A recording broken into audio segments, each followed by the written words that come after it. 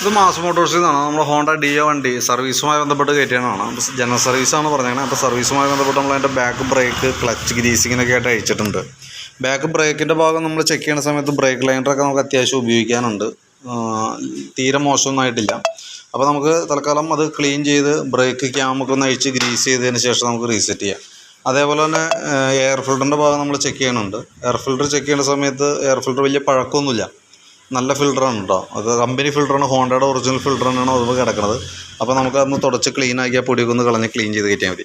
Clutch check ചെയ്യാനും clutch ഗ്രീസിങ്ങിനൊക്കെ വേണ്ടിയിട്ട് അഴിച്ചാനാണ്. CVT ക്ലച്ചാണ്. നമ്മൾ ഓരോ സർവീസിലും ചെക്ക് ചെയ്യണം, ആവശ്യമാണെങ്കിൽ ഗ്രീസ് ചെയ്യണം. അതിന് വേണ്ടിയിട്ടാണ് നമ്മൾ അതിൻ്റെ ഭാഗം അഴിച്ചേക്കുന്നത്. അപ്പോൾ നമ്മൾ ചെക്ക് ചെയ്ത് നോക്കുന്ന സമയത്ത് നമുക്കത് ഈ ഭാഗത്ത് ചെറിയൊരു ലീക്കേജ് സ്റ്റാർട്ട് ചെയ്തിട്ടുണ്ട്. ക്രാങ്കിൻ്റെ ലെഫ്റ്റ് സൈഡിലെ ഓയിൽസിൽ ഇവിടെ ലീക്കേജ് തുടങ്ങിയിട്ടുണ്ട്. രണ്ട് സൈഡും ഉണ്ട് കേട്ടോ. ഈ ക്ലച്ച് ഷാഫ്റ്റിൻ്റെ ഇവിടെയുണ്ട് ചെറിയൊരു നനവ് കണ്ട, ഇവിടെയുണ്ട് ക്രാങ്ക് ഷാഫ്റ്റിൻ്റെ ഉണ്ട്. അപ്പോൾ രണ്ട് ഓയിൽ സീലും കൈയോടെ നമുക്ക് മാറ്റിയിടാം. കാരണം അടുത്ത സർവീസ് ആകുമ്പോഴത്തേക്ക് ചിലപ്പോൾ ഒരു കൂടുതലായിട്ട് വരാൻ സാധ്യതയുണ്ട്. അപ്പോൾ അത് കൈയോടെ നമുക്ക് ചേഞ്ച് ചെയ്ത് തരാം. അതേപോലെ തന്നെ കിക്കറിൻ്റെ കവർ, ക്ലച്ച് കവറിൻ്റെ ഭാഗമൊക്കെ ഒന്ന് തുടച്ച് ക്ലീൻ ആക്കി ഇടുന്നുണ്ട്. അത്യാവശ്യം വർക്ക് ചെയ്തിട്ടുള്ള പൊടിയും കാര്യങ്ങളാണ്, വേറെ പ്രോബ്ലം ഉണ്ടായിട്ടല്ല. അപ്പോൾ അതൊക്കെ നേരടിച്ച് ക്ലീൻ ആക്കുക, തുടച്ച് ക്ലീൻ ചെയ്ത് നമുക്ക് റീസെറ്റ് ചെയ്യാം. Variator body, boss drive, roller set unit, അതൊക്കെ നോർമൽ സാധാരണ രീതിയിലുള്ള തേമാനങ്ങളുള്ളൂ. നമ്മൾ CVT ക്ലച്ചിൻ്റെ മെയിനായിട്ട് വന്ന പാർട്ട് നമ്മൾ ഫുള്ളായിട്ട് അഴിച്ച് ഗ്രീസിങ് നടത്തുന്നുണ്ട്. കാരണം എന്താ വെച്ച് കഴിഞ്ഞാൽ ഇടയ്ക്ക് നമുക്ക് ഈ പിന്നൊക്കെ ഇതിന് ഉള്ളിൽ ടൈറ്റ് വരാനൊക്കെയുള്ള സാധ്യത കൂടുതലാണ്. അപ്പോൾ അതുകൊണ്ട് തന്നെ നമ്മൾ മാനുവലായിട്ട് തന്നെ അഴിച്ച് ഗ്രീസ് ചെയ്യണം. കാരണം ഈ ഭാഗത്ത് നമുക്ക് ഓയിലോ കാര്യങ്ങളൊന്നും ഇല്ലാത്തത് കൊണ്ട് തന്നെ നോർമലായിട്ട് നമ്മൾ അഴിച്ച് ഗ്രീസിങ് നടത്തേണ്ടത് അത്യാവശ്യമാണ്. അപ്പോൾ അത് സർവീസിനകത്തുള്ളതാണ്. അതുമായി ബന്ധപ്പെട്ട് നമ്മൾ അതിന് വേണ്ടിയിട്ട് അഴിച്ചേക്കണമാണ് കേട്ടോ.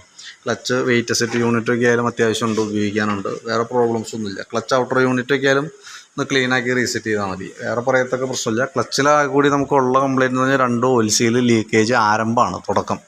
അപ്പോൾ കാര്യമായിട്ട് ഒഴുകി തുടങ്ങിയിട്ടില്ല, കാണിച്ചിട്ടുള്ളൂ. അപ്പോൾ കൈയോടെ നമുക്കത് മാറ്റിയിടാം കേട്ടോ. പിന്നെ അതേപോലെ നമുക്ക് കാർബറേറ്റർ നമ്മളൊന്ന് അഴിച്ചിട്ടുണ്ട്. സ്റ്റാർട്ടിങ്ങിൻ്റെ പ്രോബ്ലം, ഇടയ്ക്ക് വണ്ടി ഓഫായി പോകണ കംപ്ലയിൻ്റ് ഒക്കെ പറഞ്ഞിട്ടുണ്ട്. അതുമായി ബന്ധപ്പെട്ട് നമ്മൾ കാർബറേറ്ററിൻ്റെ ഭാഗം ഒന്ന് അഴിച്ച് ക്ലീനിങ് നടത്തുന്നുണ്ട്. കാര്യമായിട്ടുള്ള കാർബൺ എന്ന് പറയാനൊന്നുമില്ല. സ്ലോ ജെറ്റ് ചെറിയൊരു ബ്ലോക്ക് കാണിക്കുന്നുണ്ട്. അപ്പോൾ അത് നമ്മുടെ ഇപ്പോഴത്തെ പെട്രോളിൻ്റെ ഒരു ക്വാളിറ്റിയുമായി ബന്ധപ്പെട്ട് വന്ന ഒരു പ്രോബ്ലമാണ്. അപ്പോൾ ഇത് നമുക്കൊന്ന് മാറ്റിയിടാം. ഏകദേശം ഒരു 125 രൂപ കോസ്റ്റൊക്കെയാണ്. സോ ഏകദേശം ആ റേഞ്ചാണ് നമുക്ക് ആ റേറ്റ് വരാം. പിന്നെ കാർബറേറ്റർ ക്ലീനർ ഉപയോഗിച്ചിട്ട് വേണം നമുക്ക് ക്ലീൻ ചെയ്യാനായിട്ട്. പിന്നെയുള്ളതെന്ന് പറഞ്ഞാൽ ഇതിൻ്റെ ഉള്ളിൽ വന്ന ഈ പൈപ്പുകൾ, ഈ പെട്രോൾ ടാപ്പിൽ നിന്ന് കാർബറേറ്ററിലേക്ക് കണക്ട് ചെയ്യുന്ന 2 പൈപ്പുകളുണ്ട്. ഒരെണ്ണത്തിൻ്റെ ലെങ്ത്ത് ഇച്ചിരി കുറവ് കാണുന്നുണ്ട്. അതായത് പൊട്ടിയിട്ട് ഒരു പ്രാവശ്യം കട്ട് ചെയ്തൊക്കെ കയറ്റിയിട്ടാണ്. അപ്പോൾ നമുക്ക് അതൊന്ന് ചേഞ്ച് ചെയ്ത് തരാം കേട്ടോ. കാരണം അതിന് ചെറിയൊരു ലീക്കേജ് വന്നാൽ പോലും നമുക്കത് ഡയറക്റ്റ് മൈലേജിനെയും ബാധിക്കും. തന്നെയല്ല സ്റ്റാർട്ടിങ്ങിൻ്റെ പ്രശ്നം, അങ്ങനെ പ്രോബ്ലംസൊക്കെ വരാനായിട്ടുള്ള സാധ്യതയുണ്ട്. പിന്നെ ഇവിടുത്തെ തന്നെ ഈ വാക്യൂം പൈപ്പ്, ചെറിയൊരു പൈപ്പ്, ഇത് ശരിക്കും ഇതിൻ്റെ പൈപ്പല്ല, വേറെ ഏതൊരു പൈപ്പ് ഇട്ടാണ്. അപ്പോൾ അത് നമ്മൾ മാറ്റിയിട്ട് കമ്പനി പൈപ്പിലേക്ക് ആക്കണുണ്ട് കേട്ടോ.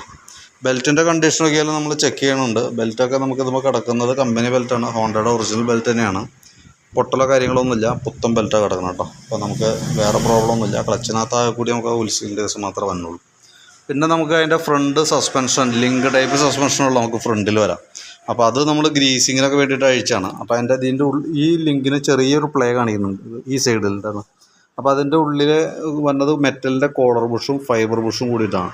അപ്പം മെറ്റലിൻ്റെ കോളർ ബുഷും മാറ്റിയിട്ടാൽ ക്ലിയർ ആവുന്ന രീതി നമുക്ക് അത് കൈയോടെ നമുക്ക് ചെയ്യാം. ഫൈബർ ബുഷ് സെറ്റായപ്പാടി മാറ്റാനൊന്നും ആയിട്ടില്ല, അതിനുള്ള പ്ലേ ഇല്ല, ചെറിയൊരു പ്ലേ കാണിച്ചു തുടങ്ങിയിട്ടുള്ളൂ. അപ്പോൾ ആ കോളർ മാറ്റിയിട്ടാൽ കിട്ടുന്നുണ്ടെങ്കിൽ അത് അഴിച്ച് ഗ്രീസിങ് നടത്തിയിട്ട് റീസെറ്റ് ആക്കിയിടാം. അപ്പോൾ പ്രത്യേകിച്ചൊരു കംപ്ലയിൻറ്റിലേക്ക് പോവില്ല, മാക്സിമം നമുക്ക് ഉപയോഗിക്കാനായിട്ട് കിട്ടും. ഫ്രണ്ട് ബ്രേക്കിൻ്റെ ലൈനറൊക്കെ ആയാലും പുതിയ ലൈനറാണ്, പുത്തൻ ലൈനറാണ് കിടക്കുന്നത്. വന്നപ്പോൾ ഉള്ള ലൈനർ അയക്കണം. കാരണം കാര്യമായിട്ട് വണ്ടി തേമാനം വന്നിട്ടില്ല ഫ്രണ്ട് ബ്രേക്കിനൊക്കെ കേട്ടോ. അപ്പോൾ അത് ലൈനറൊക്കെ നമുക്ക് അതാണ് ഉപയോഗിച്ചാൽ മതി, അത്യാവശ്യം ഉപയോഗിക്കാനുണ്ട്. ബ്രേക്ക് ഈ ക്യാമിൻ്റെ ഭാഗമൊക്കെ നമ്മളൊന്ന് അഴിച്ച് ഗ്രീസിങ് നടത്തി റീസെറ്റ് ആക്കുന്നുണ്ട്. അതൊക്കെ ഓൾറെഡി നമുക്ക് ജനറൽ സർവീസിൽ വന്നേക്കുന്ന വർക്കുകളാണ്.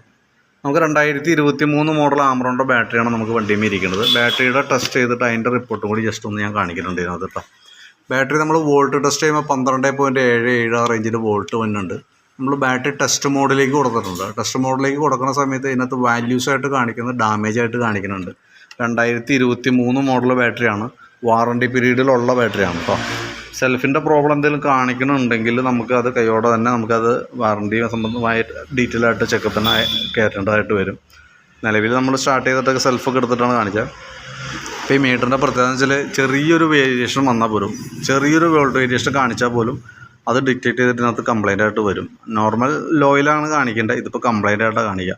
അപ്പോൾ ഒന്ന് പ്രത്യേകം ശ്രദ്ധിക്കുക. നമുക്ക് സ്റ്റാർട്ടിങ് എടുക്കാനായിട്ട് ബുദ്ധിമുട്ട്, സെൽഫിൻ്റെ പ്രോബ്ലംസ് അങ്ങനെ എന്തെങ്കിലും കാണിക്കണമെന്നുണ്ടെങ്കിൽ നമുക്ക് ബാറ്ററി വാറണ്ടിയിലുള്ള ബാറ്ററിയാണ്, നമുക്ക് വാറണ്ടിക്കായിട്ട് ബാറ്ററി അയക്കാം. സെൽഫിൻ്റെ പ്രശ്നത്തിൽ കാണിച്ചാൽ മാത്രമേ ഉള്ളൂ കേട്ടോ. അതല്ലെങ്കിൽ ഓൾറെഡി നമ്മൾ ബാറ്ററി ഒന്ന് ബൂസ്റ്റ് ചെയ്യുമ്പോൾ തന്നെ ബാറ്ററി ഓക്കെ ആയിട്ട് വരും.